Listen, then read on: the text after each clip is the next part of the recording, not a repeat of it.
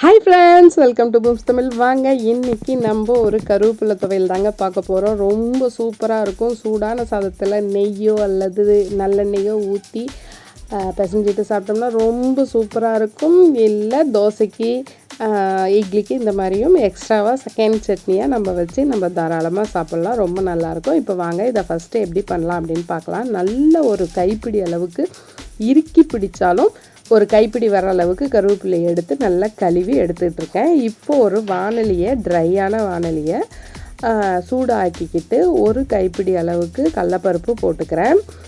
நல்ல நிறைய கை நிறைய இருக்கிற அளவுக்கு கடலப்பருப்பு லைட்டாக சூடானதுக்கு அப்புறமா இதில் உளுத்தம்பருப்பு சேர்த்திக்க போகிறோம். இப்போ இந்த உளுத்தம்பருப்பையும் கடலப்பருப்பையும் நல்லா நம்ம வறுத்துக்கணும். நல்லா பொன்னிறமாகிற அளவுக்கு கைவிடாமல் வறுத்துக்கோங்க. இப்போ இது நல்லா வறுத்ததுக்கப்புறம் பச்சை மிளகா, நமக்கு காரத்துக்கு தகுந்த மாதிரி இது நல்லா கொஞ்சம் காரமாகவே இருக்கலாம், இருந்தால் ரொம்ப டேஸ்ட்டாக இருக்கும்.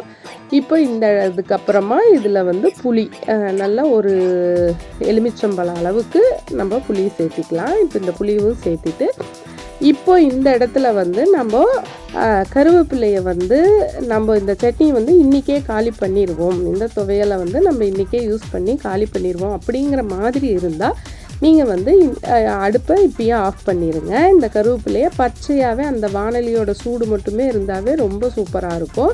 இல்லை நான் இது 2 நாள் ஸ்டோர் பண்ணிக்க போகிறேன் அப்படிங்கிற மாதிரி இருந்தால் நீங்கள் இதை கண்டினியூ பண்ணிக்கோங்க. இப்போ கொஞ்சம் லைட்டாக கருவேப்பிலையை வதக்கிக்கலாம். இதோட தேங்காவையும் சேர்த்து கொஞ்சம் நல்லா வதக்கிட்டு இந்த சட்னியை இப்போது 2-3 டேஸ் தாராளமாக இதை நம்ம ஸ்டோர் பண்ணி யூஸ் பண்ணிக்கலாம். ரொம்பவே நல்லாயிருக்கும். கருவேப்பிலையும் தேங்காயும் சேர்த்துட்டு சும்மா லைட்டாக சூடு பண்ணால் போதும். இதோட உப்பு, தேவையான அளவுக்கு உப்பையும் சேர்த்துட்டு இதை தண்ணி கொஞ்சமாக தெளித்து நம்ம அரைச்சிக்கணும். தண்ணி அதிகமாக விட்டு தண்ணியாக அரைக்கக்கூடாது.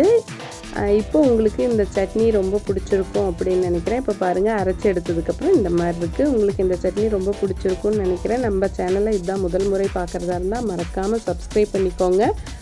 இது யாருக்கெல்லாம் உபயோகமாக இருக்குன்னு உங்களுக்கு தோணுதோ அவங்களுக்கெல்லாம் மறக்காமல் ஷேர் பண்ணுங்கள். உங்கள் ஷேர்ஸும் சப்ஸ்கிரைப்ஸும் தான் எங்களுக்கு ஒரு பெரிய மோட்டிவேஷனாக இருக்கும்.